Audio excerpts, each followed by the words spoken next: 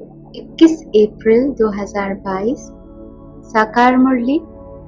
मीठे बच्चे, बाप की याद में रहना ये बहुत मीठी मिठाई है जो दूसरों को भी बांटते रहो, अर्थात अलफ और बे का परिचय देते रहो। प्रश्न: स्थायी याद में रहने की सहज विधि क्या है? उत्तर: स्थायी याद में रहना है तो देह सहित जो भी संबंध हैं उन सबको भूलो। चलते फिरते, उठते बैठते याद में रहने का अभ्यास करो। अगर योग में बैठते लाल बत्ती भी याद आई तो योग टूट जाएगा, स्थायी याद रह नहीं सकेगी। जो कहते कोई खास बैठकर योग कराए, उनका योग भी नहीं लग सकता। गीत रात की राही। ओम शांति। अभी यह हुई योग की बात, क्योंकि अभी है रात। रात कहा जाता है कलयुग को, दिन कहा जाता है सतयुग को। तुम अभी कलयुगी रूपी रात से सतयुगी रूपी दिन में जाते हो, इसलिए रात को भूल दिन को याद करो। नरक से बुद्धि को हटाना है। बुद्धि कहती है बरोबर यह नरक है, और किसी की बुद्धि नहीं कहती।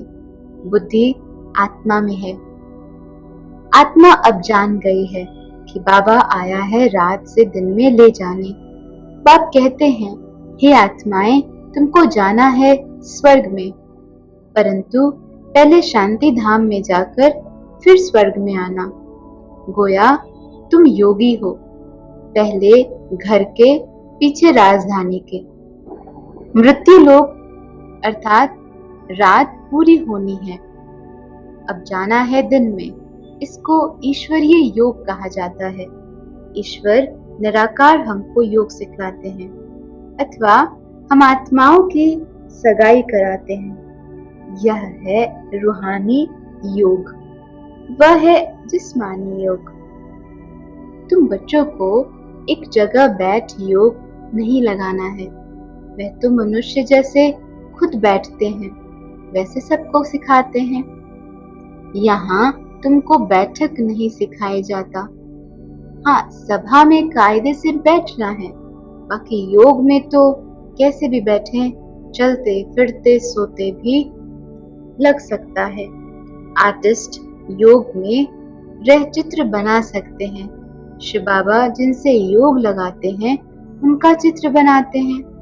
जानते हैं, यह हमारा बाबा निराकारी दुनिया परम धाम में रहते हैं।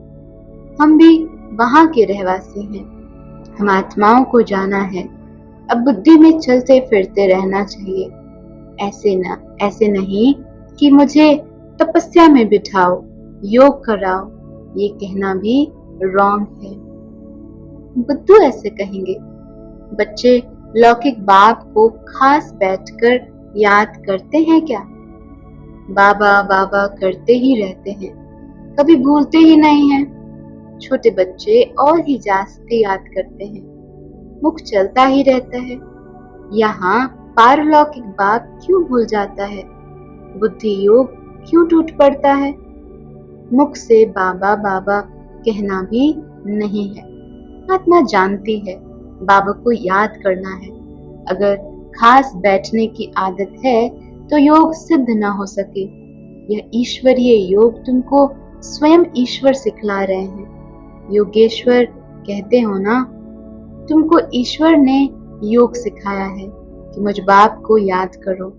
ऐसे नहीं, जब मुझे दीदी योग में बिठाती हैं तो मजा आता है। उनका योग कब स्थायी नहीं रह सकेगा। समझो, हार्ट फेल की तकलीफ हो जाती है तो उस समय कोई योग में बिठाएगा क्या? यह तो बुद्धि से याद करना है। मनुष्य जो भी योग सिखलाते हैं वो रॉन्ग है। योगी कोई भी इस दुनिया में है नहीं। यूं तो किसको भी याद करो वह भी योग हुआ। आम अच्छा लगता है तो उनसे योग लग जाता है। लाल बत्ती अच्छी लगती है तो वह भी याद आएगी, तो उनसे भी योग लग गया। परंतु यहाँ तो देह सहित देह के जो भी संबंध है उन सब को भूल मुझे एक के साथ योग लगाओ। तब तुम्हारा कल्याण होगा और तुम विक्रमाजीत बन जाएंगे। बाप ही आकर सदगति का रास्ता बताते हैं। बाप बिगर कोई भी सदगति दे न सके, बाकी सब है दुर्गति का रास्ता बताने वाले। स्वर्ग कहा जाता है सदगति को और मुक्ति धाम को, जहाँ हम आत्माएं रहती हैं, वह है घर। इस समय सभी को दुर्गति में पहुंचाने वाली है मनुष्य मत। निराकार बाप आकर सदगति देते हैं, फिर आधा कल्प हम सदगति में रहते हैं। वहाँ भगवान से मिलने व मुक्ति जीवन मुक्ति पाने के लिए दर दर भटकते नहीं हैं। जब रावण राज्य शुरू होता है तब दर दर ढूंढना शुरू करते हैं, क्योंकि हम गिरने लग पड़ते हैं। भक्ति को भी शुरू होना ही है। तुम जानते हो, अभी हम शरीर को छोड़ फिर शिवालय में जाएंगे। सतयुग है बेहद का शिवालय, इस समय है वैश्यालय। यह बातें याद करनी पड़ती हैं। शिव बाबा को याद नहीं करेंगे तो वो योगी नहीं, भोगी ठहरा। तुम किसको सुनने के लिए कहते हो तो कहते हैं हम 2 वचन सुनेंगे। अब 2 वचन तो बहुत नामी ग्रामी है। मन मना भव, मध्याजी भव। मुझे याद करो और वर्षे को याद करो। इन 2 वचनों से ही जीवन मुक्ति मिलती है। बाप कहते हैं मुझे याद करो तो निरोगी बनेंगे और चक्र को याद करेंगे तो धनवान बनेंगे। 2 वचन से तुम एवर हेल्दी और एवर वेल्दी बन जाते हो। अगर राइट बात है तो उस पर चलना पड़े, नहीं तो समझते हैं जैसे बुद्धू है। अलफ और बे, यह है 2 वचन। अलफ अल्लाह, बे हुई रचना। बाबा है अलफ, बे है बादशाही। तुम्हारे में कोई को बादशाही मिलती है और कोई प्रजा में जाते हैं। तुम बच्चों को पोता मेल रखना चाहिए कि सारे दिन में कितना समय बाप को और वर्षे को याद किया। ये श्रीमद् बाप ही देते हैं। आत्माओं को बाप सिखलाते हैं। मनुष्य धन के लिए कितना माथा मारते हैं। धन तो ब्रह्मा के पास बहुत था। जब देखा कि अलफ से बादशाही मिलती है तो धन क्या करेंगे?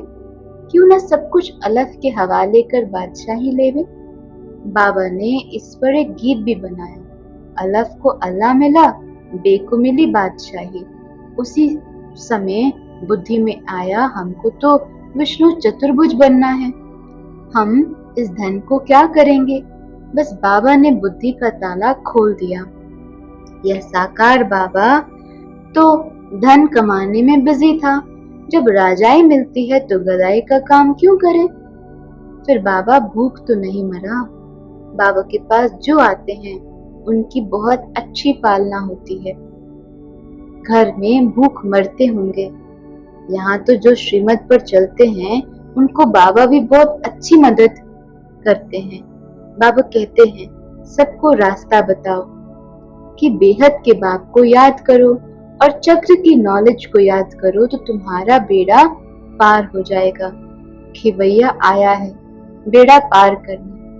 तब तो गाते हैं पतित पावन खिवैया, परंतु याद किसको करना है ये किसको भी मालूम नहीं है, क्योंकि सर्वव्यापी कह दिया। एक ही शिव के चित्र को कहते हैं भगवान। फिर लक्ष्मी नारायण या ब्रह्मा विष्णु शंकर को भगवान क्यों कहते हैं? अगर सभी बाप बन जाए तो वर्षा कौन देगा? सर्वव्यापी कहने से तो न देने वाला रहा न लेने वाला रहा। लिखा हुआ है ब्रह्मा द्वारा स्थापना। ऊपर में शिव खड़ा है। शिव बाबा ब्रह्मा द्वारा देवता बनाते हैं तो ब्रह्मा भी देवता बनेंगे। यह काम एक बाप का ही है, उनकी ही महिमा है।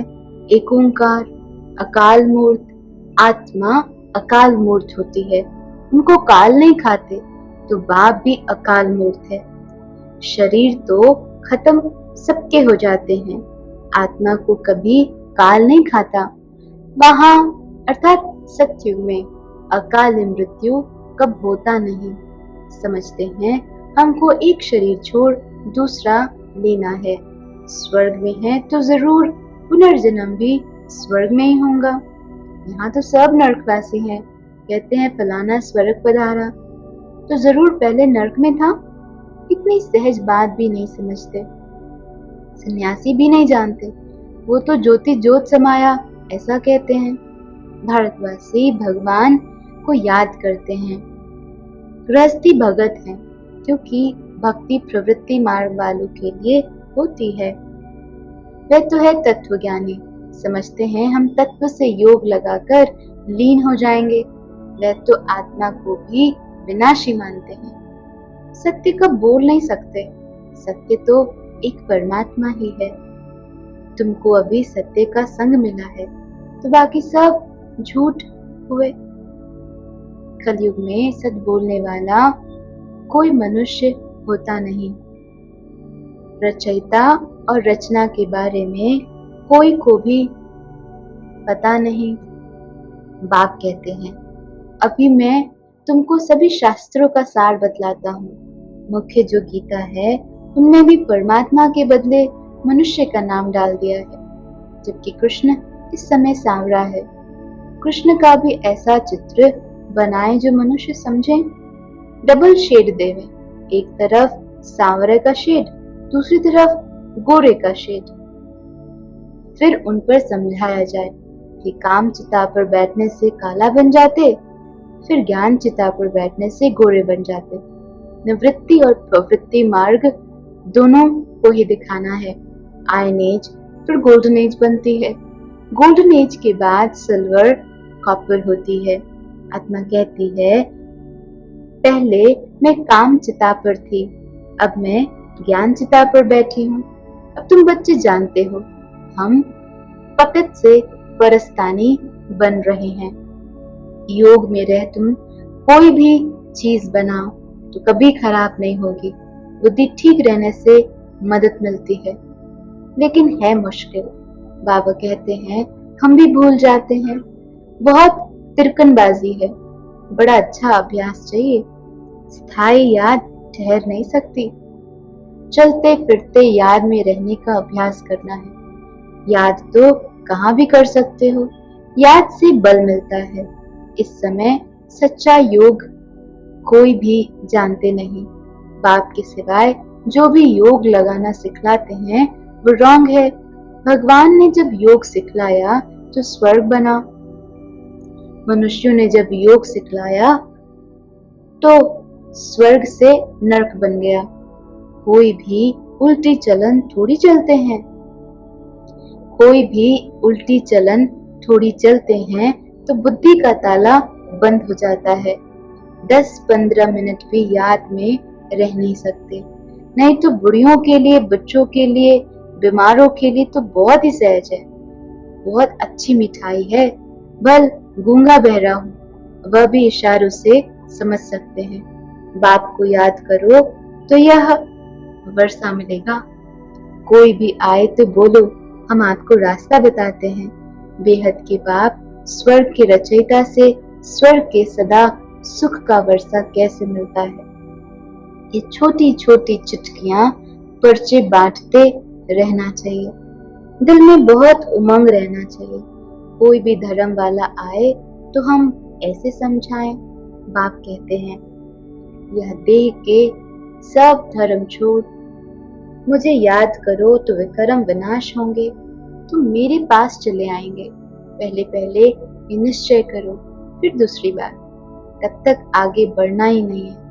अपने को आत्मा समझ बाप को याद करो, बस यह है सबसे फर्स्ट क्लास बात। सिर्फ 2 अक्षर हैं, अलफ और बे, बाप और वर्षा। अच्छा, मीठे मीठे से खिला दे बच्चों प्रति माता पिता बाप दादा का याद प्यार और गुड मॉर्निंग। रूहानी बाप की रूहानी बच्चों को नमस्ते।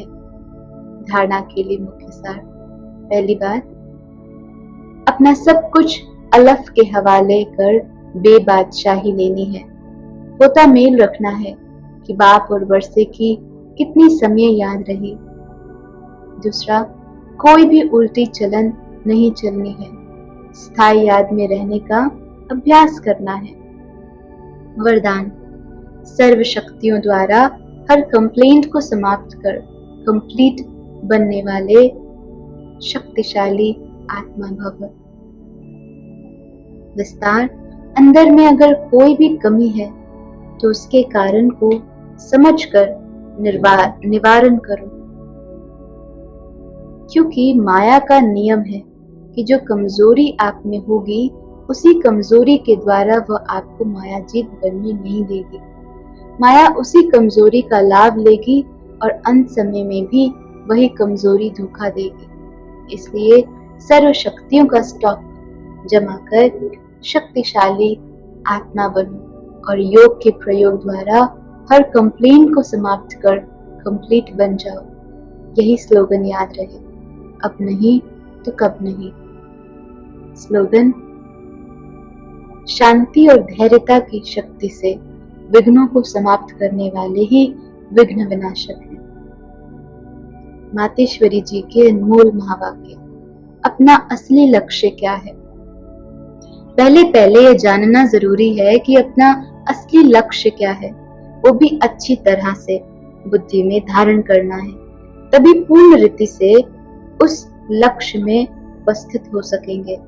अपना असली लक्ष्य है, मैं आत्मा उस परमात्मा की संतान हूँ, असल में मैं कर्मातीत हूँ। फिर अपने आप को भूलने से कर्म बंधन में आ गए, अब फिर से वो याद आने से, इस ईश्वरीय योग में रहने से अपने किए हुए वे कर्म विनाश कर रहे हैं। तो अपना लक्ष्य हुआ, मैं आत्मा परमात्मा की संतान हूँ। बाकी कोई अपने को हम सो देवता समझ उस लक्ष्य में स्थित रहेंगे तो फिर जो परमात्मा की शक्ति है वो मिल नहीं सकेंगी और न फिर तुम्हारे विकर्म विनाश होंगे। अब यह तो अपने को फुल ज्ञान है, मैं आत्मा परमात्मा की संतान कर्मातीत हो भविष्य में जाकर जीवन मुक्त देवी देवता पद पाएंगे। इस लक्ष्य में रहने से वह ताकत मिल जाती है। अब ये जो मनुष्य चाहते हैं हमको सुख शांति पवित्रता चाहिए, वो भी जब पूर्ण योग होगा तभी प्राप्त होगी। बाकी देवता पद तो अपनी भविष्य प्रारब्ध है, अपना पुरुषार्थ अलग है और प्रारब्ध भी अलग है, तो ये लक्ष्य भी अलग है। अपने को इस लक्ष्य में नहीं रहना है कि मैं पवित्र आत्मा आखिरी परमात्मा बन जाऊंगी, नहीं, परंतु हमको परमात्मा के साथ योग लगाए पवित्र आत्मा बनना है। बाकी आत्मा को कोई परमात्मा नहीं बनना है। अच्छा, ओम शांति।